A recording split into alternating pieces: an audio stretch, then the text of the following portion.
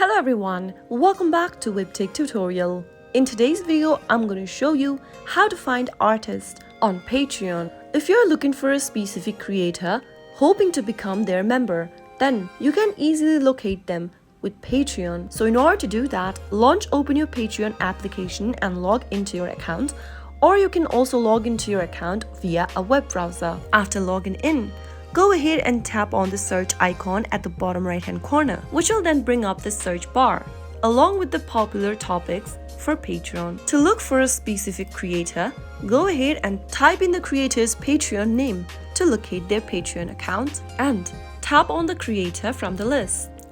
You can also search for creators by using the popular topic. After you find the creator's profile, you can join in for free. Become a member. You can now go ahead and connect to artists and keep in contact with the creators. So that was how you can easily find a creator on Patreon. If you found the video to be helpful, go ahead and give us a thumbs up. Don't forget to subscribe to the channel by hitting the subscribe button. Press the bell icon so that you'll never miss another upcoming upload from us. I'll see you again in the next video. Goodbye till then.